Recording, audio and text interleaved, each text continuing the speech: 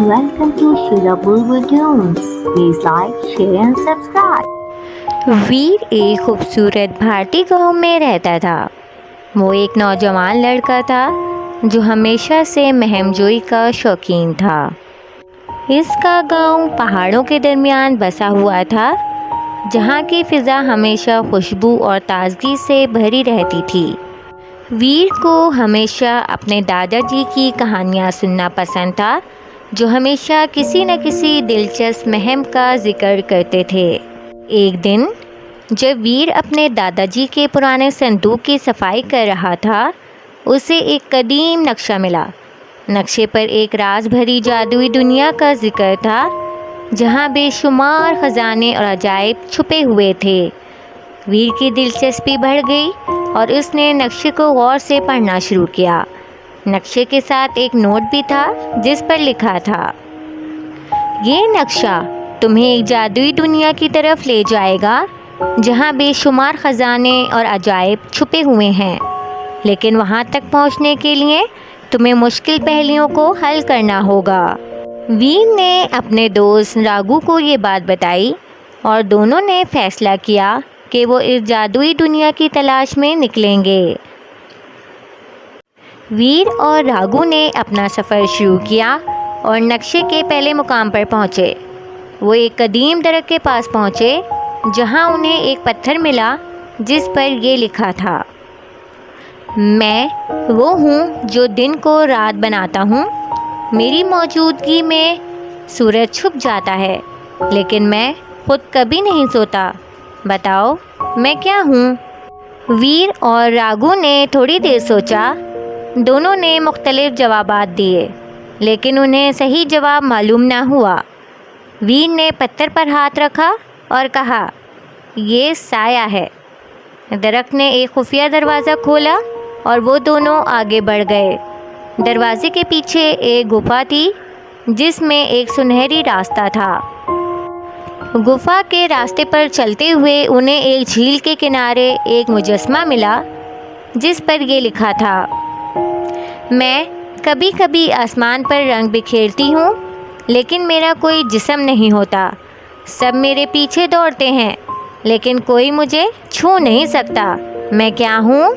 वीर ने फ़ौरन कहा, ये कौसो क़ज़ा है, लेकिन झील का पानी खुद ब खुद रास्ता नहीं बनाता। राघु ने दोबारा गौर किया और कहा, हमें सही जवाब मिलना चाहिए। उन्होंने पहली पर दोबारा गौर किया और आखिरकार जवाब मिला, ये सराब है। झील का पानी खुद ब खुद रास्ता बनाता चला गया। झील के दूसरी तरफ उन्हें एक खूबसूरत बाग मिला। बाग के बीच में एक पहाड़ की चोटी पर एक कदीम मंदिर था, जहाँ एक और पहेली इनका इंतज़ार कर रही थी। मेरा जिस्म दूसरों के साथ है, लेकिन मेरे पैरों में जूते नहीं। मैं कभी नहीं सोती और हमेशा काम करती हूँ। मैं क्या हूँ? वीर और राघु ने बहुत सोचा। फिर वीर ने कहा, ये कैंची है, लेकिन मंदिर का दरवाज़ा नहीं खुला। उन्होंने पहली पर दोबारा गौर किया और आखिरकार जवाब मिला, ये टाइम पीस घड़ी है। मंदिर का दरवाज़ा खुल गया। मंदिर के अंदर एक सुनहरी मूर्ति थी जो चमक रही थी। आखिरकार उन्हें एक गार मिला, जिसके अंदर एक बहुत बड़ा खजांची बैठा था। उसने आखिरी पहेली पूछी, मैं ना जिंदा हूँ ना मुर्दा। मेरी मौजूदगी से हर कोई डरता है, लेकिन मैं हमेशा मौजूद हूँ। मैं क्या हूँ? वीर ने कुछ देर सोच कर कहा, ये मौत है, लेकिन ख़जाना नहीं खुला। उन्होंने पहली पर दोबारा गौर किया और आखिरकार जवाब मिला, ये वक्त, टाइम है। खजांची ने मुस्कुराते हुए ख़जाने का दरवाज़ा खोल दिया। ख़जाने में मिली कदीम किताब बहुत ख़ास थी। इस किताब में दुनिया की तमाम पहेलियाँ और राज छुपे हुए थे। वीर और राघु ने किताब को गौर से पढ़ा और बहुत सी नई बातें सीखीं। किताब ने उन्हें बताया कि कैसे मुश्किल हालात में सुकून और समझदारी से काम लेना चाहिए। वीर और राघु ने जादुई दुनिया का ख़जाना पाया और इनाम के तौर पर उन्हें एक सुनहरी किताब मिली। उन्होंने फ़ैसला किया कि वो इस किताब को अपने गांव वापस ले जाएंगे ताकि सभी लोग इससे फ़ायदा उठा सकें। वीर और राघु अपने गांव वापस आए और सभी को अपनी मुहिम के बारे में बताया।